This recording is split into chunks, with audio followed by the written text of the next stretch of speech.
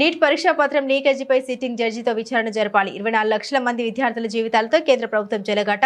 విద్యార్థులకు అండగా కాంగ్రెస్ పార్టీ నిలబడుతోంది. మతాల పేరుతో రాజకీయాలు చేయడం మానుకోవాలి.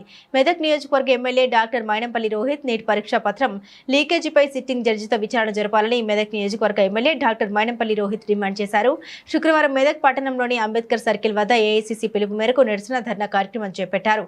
ఈ కార్యక్రమానికి మాజీ శాసనసభ్యులు చిలుముల మదన్ రెడ్డి, నర్సాపూర్ నియోజకవర్గ ఇన్ఛార్జ్ ఆవుల రాజిరెడ్డి, మెదక్ జిల్లా డీసీసీ అధ్యక్షులు ఆంజనేయులు, చిలుముల సుహాసిని రెడ్డి, మెదక్ నియోజకవర్గంలోని ఆయా మండలాల కాంగ్రెస్ పార్టీ అధ్యక్షులు, ఎంపీపీలు, కాంగ్రెస్ పార్టీ ప్రజాప్రతినిధులు, నాయకులు, కార్యకర్తలు హాజరయ్యారు. ఈ సందర్భంగా నియోజకవర్గ ఎమ్మెల్యే డాక్టర్ మైనంపల్లి రోహిత్ మాట్లాడుతూ దేశవ్యాప్తంగా నీట్ పరీక్షా పత్రం లీకేజీపై ప్రధానమంత్రి నరేంద్ర మోదీ తక్షణమే రాజీనామా చేయాలని డిమాండ్ చేశారు.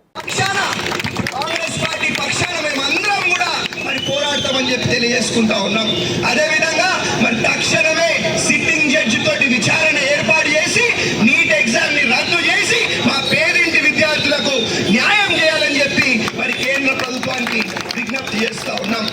ఒకవేళ న్యాయం చేయకపోతే న్యాయం అయ్యేంత వరకు మేమందరం కూడా కాంగ్రెస్ పార్టీ నాయకులము, కాంగ్రెస్ పార్టీ కార్యకర్తలము మరి మా పేరింటి విద్యార్థుల కోసం గట్టిగా కొట్లాడతామని చెప్పి మరి మీ అందరు కూడా తెలియజేసుకుంటా ఉన్నాం.